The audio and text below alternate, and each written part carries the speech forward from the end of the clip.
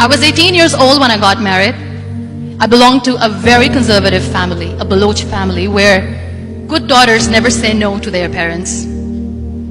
My father wanted me to get married, and all I said was, if that makes you happy, I'll say yes. And of course, it was never a happy marriage.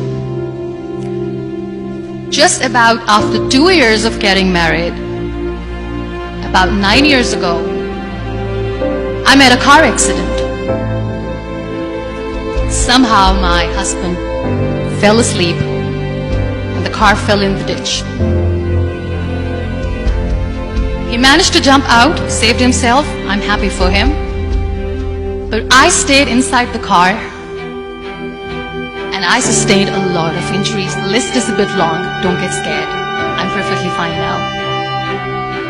Radius ulna of my right arm were fractured. The wrist was fractured. Shoulder bone and collarbone were fractured. My whole rib cage got fractured. And because of the rib cage injury, lungs and liver were badly injured. I couldn't breathe. I lost urinary bowel control. That's why I have to wear the bag wherever I go. But that injury that changed me and my life completely as a person and my perception towards living my life was the spine injury. 3 vertebrae of my backbone were completely crushed and I got paralyzed for the rest of my life.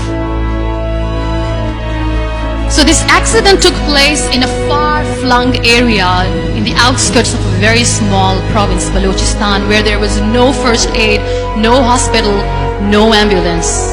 I was in the middle of nowhere in that toppled car. Many people came to rescue. They gave me CPR. They dragged me out of the car.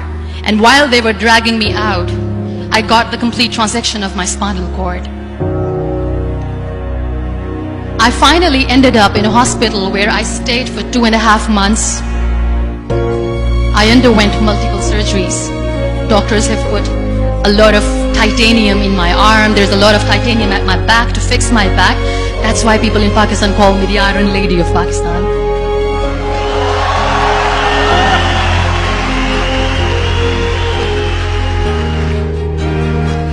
Those 2.5 months in the hospital were dreadful. I will not make up stories just to inspire you. I was at the verge of despair. One day, doctor came to me and he said, well, I heard that you wanted to be an artist, but you ended up being a housewife. I have a bad news for you.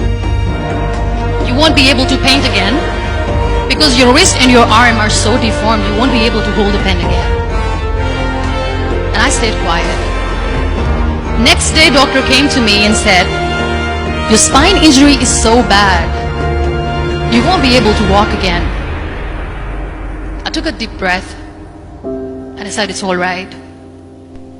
The very next day, doctor came to me and said, because of your spine injury and the fixation that you have in your back, you won't be able to give birth to a child again. That day, I was devastated.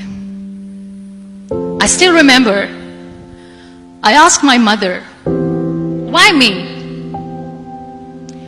And that is where I started to question my existence. Why am I even alive? What's the point of living? I cannot walk, I cannot paint, fine, I cannot be a mother.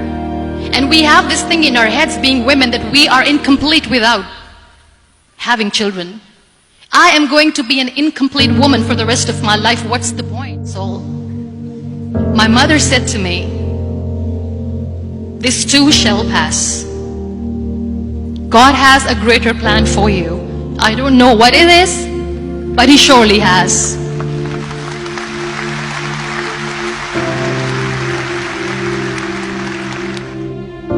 So what kept me going was, one day I asked my brothers, I know I have a deformed hand, but I'm tired of looking at these white walls in the hospital and wearing these white scrubs.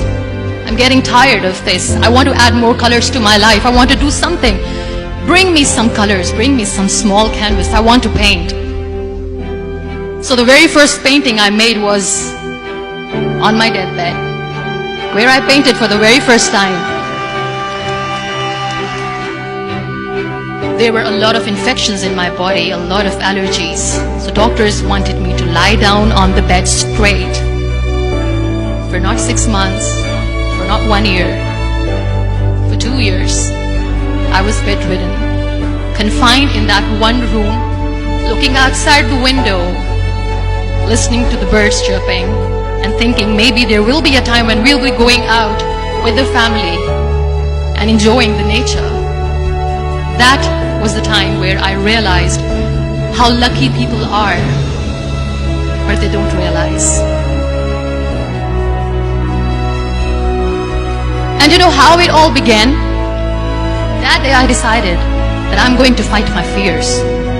We all have fears. Fear of unknown, fear of known, fear of losing people, fear of losing health, money. We want to excel in career, we want to become famous, we want to get money. We are scared all the time. So I wrote down one by one all those fears. And I decided that I'm going to overcome these fears one at a time. You know what was my biggest fear? Divorce. Didn't work. But the day I decided that this is nothing but my fear, I liberated myself by setting him free. And I made myself emotionally so strong that the day I got the news that he's getting married, I sent him a text that I'm so happy for you and I wish you all the best. And he knows that I pray for him today.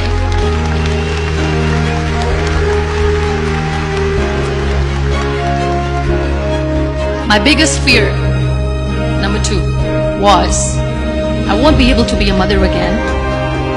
And that was quite devastating for me. But then I realized there are so many children in the world, all they want is acceptance. So there is no point of crying, just go and adopt one. And that's what I did.